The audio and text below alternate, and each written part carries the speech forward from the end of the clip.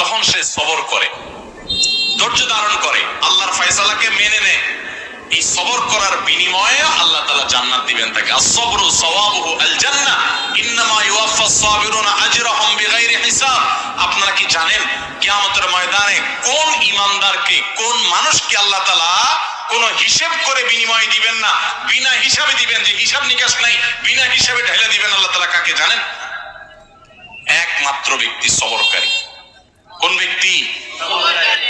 যে অসুখে সবর করেছে, বিপদ আপদে সবর করেছে, মানুষের কটুকতায় সবর করেছে, অসুখ বিসুখে সবর করেছে, মুসিবতে সবর করেছে, ধৈর্যের পাহাড় হয়েছে, ধৈর্য ধারণ করেছে, সবর করে ঢোক গিলেছে, সবর করে নিজেকে নিয়ন্ত্রণ করেছে, কোনো কষ্টে হাহুতাশ করে নাই, নাশুকরি করে নাই, আল্লাহর কুফরি করে নাই, গালিগালাজ করে নাই, মুখ খারাপ করে নাই, ভাঙচুর করে নাই, নিজেকে নিয়ন্ত্রণ করতে পারছে, ধৈর্য ধারণ করতে পারছে, ধৈর্যের ঢোক গিলতে পারছে যে ব্যক্তি, এই ব্যক্তি সম্পর্কে আল্লাহ বলেছেন ইন্নামা ইউওয়াফাস সাবিরুনা আজরাহুম বিগাইরি হিসাব।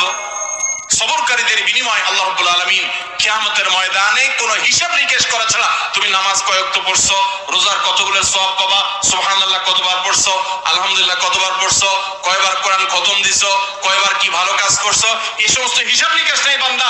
তুমি সারা জীবন সবর করেছো, সব ক্ষেত্রে সবর করেছো, আজকে তোমার দেওয়ার ক্ষেত্রে কোনো হিসাব নিকেশ নাই, বিনা হিসাবে আল্লাহ তাআলা ঢাইলা দিবেন।